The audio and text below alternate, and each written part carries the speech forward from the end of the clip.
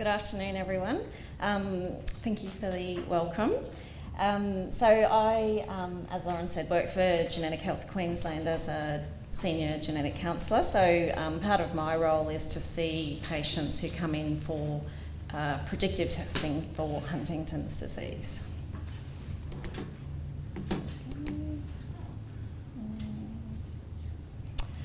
So that's just our main office location, which is based at the Royal Brisbane and Women's Hospital. So we're a statewide service.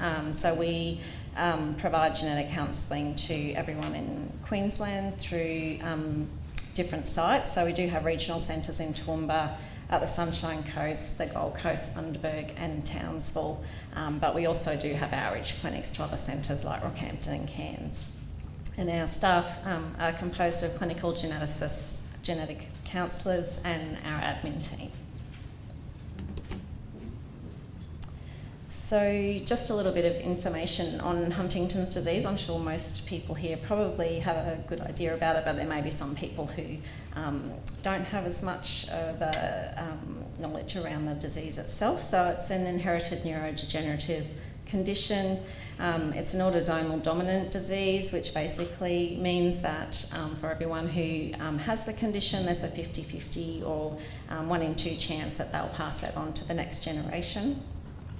It affects both men and women, usually in mid-adult life, so in 30s to 50s, but that can be really variable. So just this week we had a lady come in and she was in her 80s and just starting to show symptoms.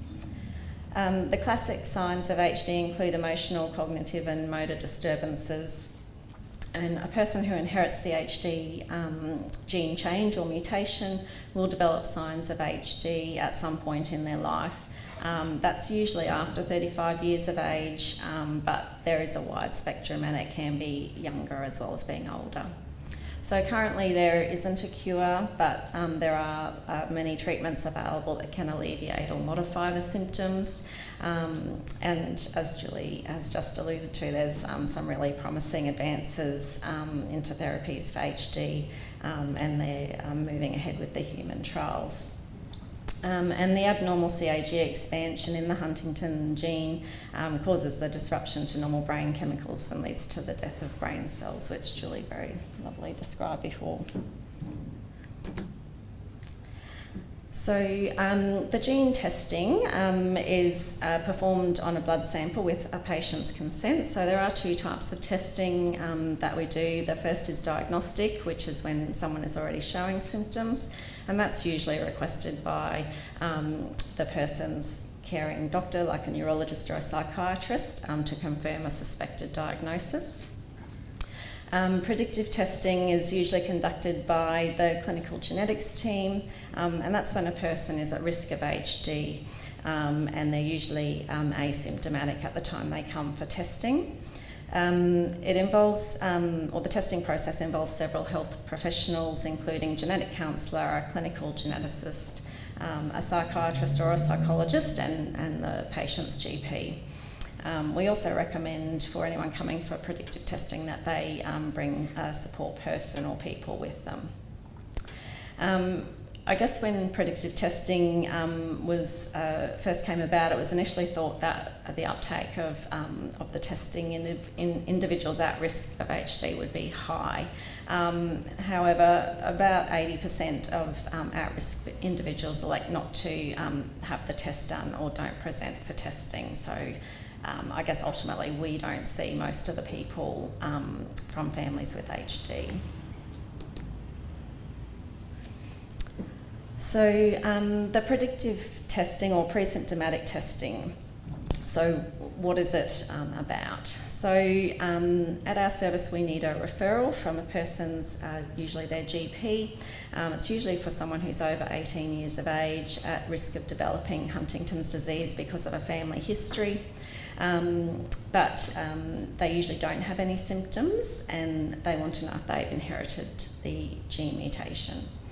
So the testing can predict a patient's future risk of disease, but at this stage genetic testing isn't able to predict at what age symptoms will begin or what types of symptoms a person may experience.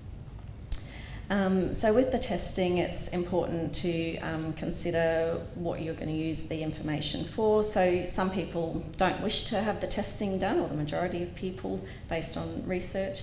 The timing of the test is also important. So we generally recommend that times when there's other stresses in people's lives, like a divorce or a death in the family, or someone studying at university, that those stressful times usually aren't a really good time to come in and have predictive testing, which may potentially cause extra stress on top of or already stressful lifestyle.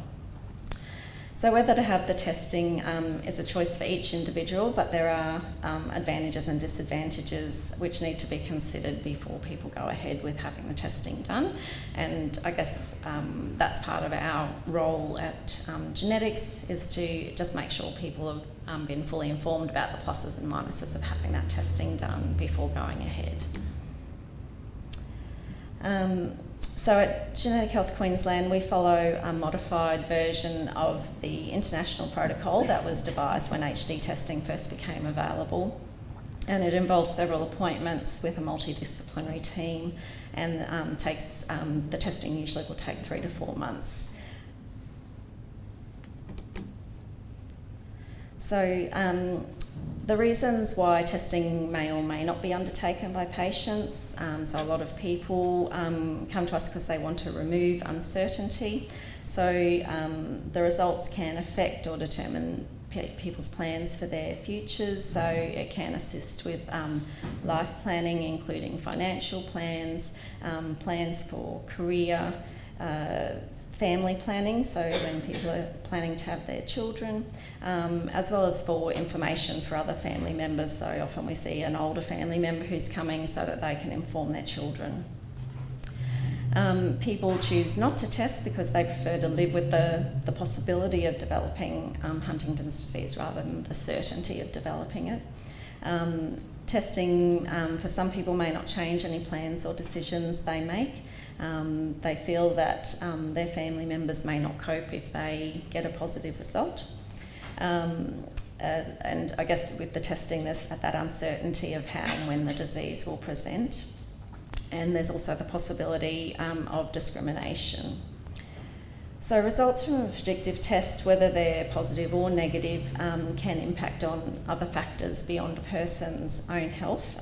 So it can affect other family members in the forms of survivor guilt, which is where if an individual tests negative but maybe their sibling tested positive, they may feel guilty that they didn't get it, and maybe because they feel they cope better, or lots of different reasons, but it's quite a common phenomenon that's seen with this particular type of testing. It can affect relationships and people's eligibility to get certain types of insurance. So the pros and cons of testing if someone tested positive on the predictive test. So the pros for a lot of people are that relief of the uncertainty, so knowing for sure, and then being able to make life decisions based on that surety. And often for people, a plus is having reproductive options. So some people choose not to have any children. Some people have children with no prenatal testing. Other people decide to have prenatal testing or pre-implantation genetic diagnosis. Some people choose to adopt or use donor eggs or sperm. Another pro now is access to intervention trials and research therapies. The cons are the possibility of adverse mental health outcomes, so people not coping with a positive result, breakdowns of relationships with spouses or within a family, and the potential for discrimination. So I guess one that we often talk about is particular types of insurance like life insurance, disability insurance and income protection. Insurance companies are able to use that information in Australia to discriminate against patients.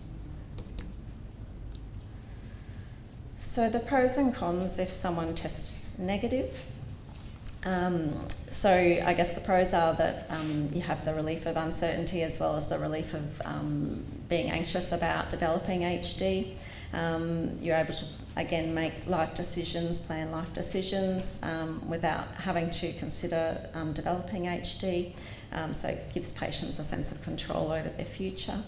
And reproductive options then become much simpler, and people can have natural conception, and they can inform family members of the good news result. So the disadvantages can be readjusting to the fact that they're not at risk of Huntington's disease. So for some people, they have a preconceived idea about whether they would test positive or negative. So for someone who thought they would test positive and may have made many life decisions based on that information, may have regrets about those decisions if they then test negative.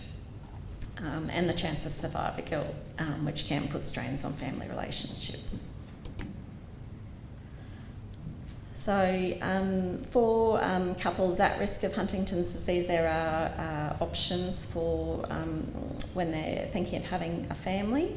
So as I said before, some people decide never to have children, but some go ahead with the 50-50 risk on the grounds that HD is an adult onset condition, so it's not going to affect that child for many years to come. And in that time, potential therapies may come into existence, which may be very effective.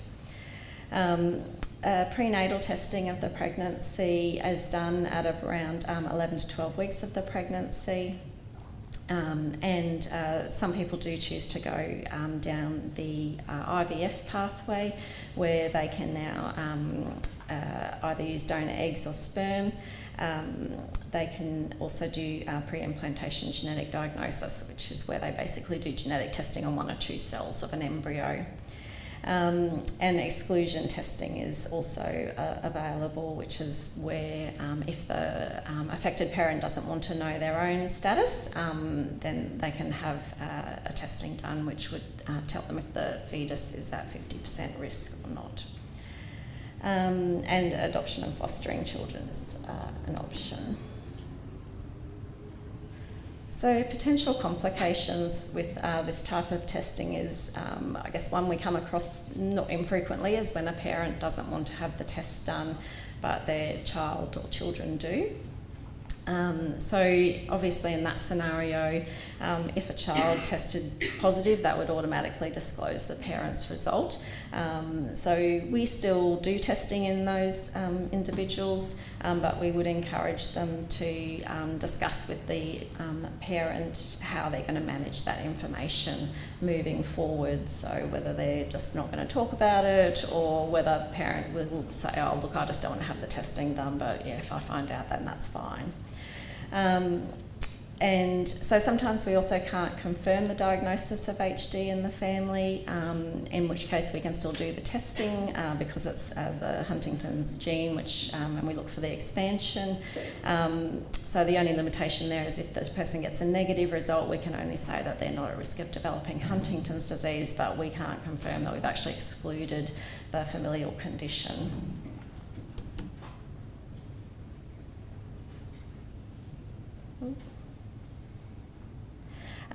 So some individuals, and another complication is when some individuals don't want to disclose their result to other family members. So that can be for a number of reasons. So the fear of being judged for future decisions, especially around pregnancy choices, a concern about the affected parent feeling guilty about passing on the gene, and feelings of guilt that the spouse will be the primary carer when they develop the disease.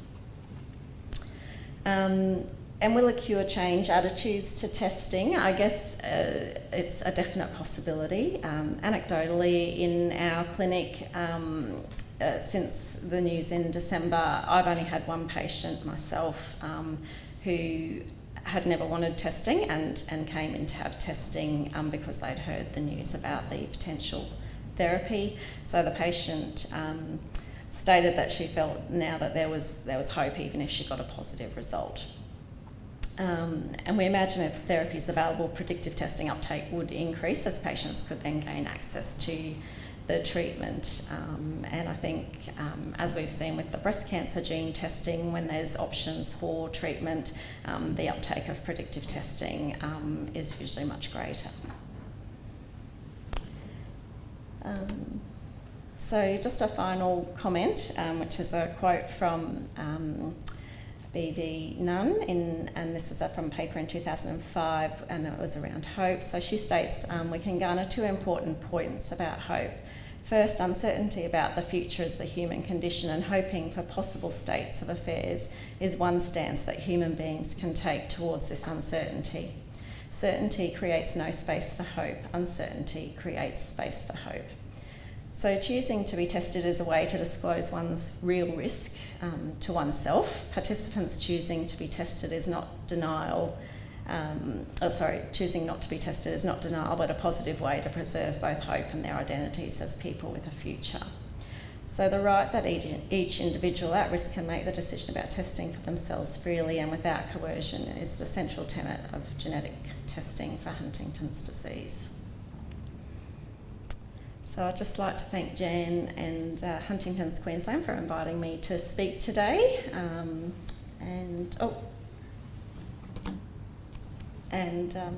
that's the end of my talk. Thank you.